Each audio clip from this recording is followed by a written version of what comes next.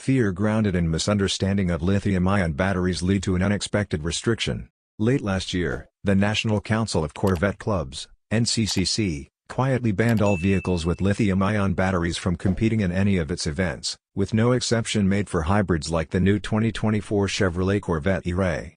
The rule even goes so far as to say if a vehicle with a lithium-ion battery is driven to the event but not competing, it must be parked at least 30 feet from structures and other vehicles. That means you, friends, family, and spectators. Update: the NCCC decision has since been amended in May to allow for the E-Ray specifically. In a rule change dated November 2022, Section 1.8 Subsection 1 Item 14 was added to the NCCC Competition Program Rulebook, which reads electric vehicles/hybrids using lithium-type battery packs are prohibited in competitive events. If driven to NCCC events, they should be parked 30 feet minimum from structures or other vehicles. 1122. Section 1.8 covers general information for all NCCC competitions, and Subsection 3 defines the events in question, including speed events, autocross, drag racing, time trials on road course racetracks, and matching times precise acceleration tests, Funkana, an autocross event with goofy challenges, road rallies, fuel economy challenges, and concourse car shows.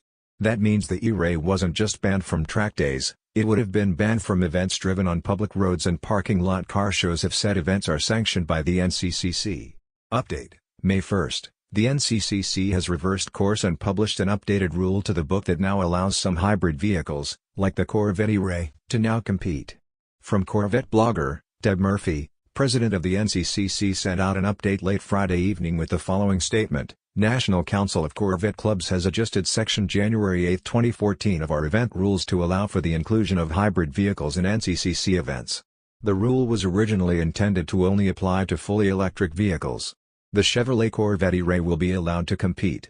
I believe the quickest Corvette in history will be a great addition to our future events. From all appearances, this rule was hastily added and not thought through.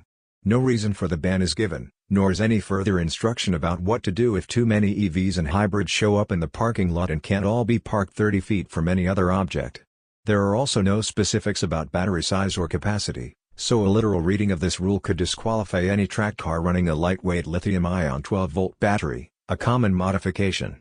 To be sure, we checked the rest of the competition rulebook, which makes no other mention of lithium-ion batteries. Competition committee minutes are restricted to paying club members, and a page for proposed rulebook changes was only recently added to the website in the past year and makes no mention of this specific rule, so it's unclear why it was created.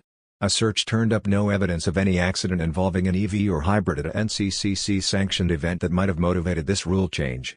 The NCCC website's insurance page, insurance FAQs, and attached blanket certificate of liability insurance form make no mention of lithium-ion batteries.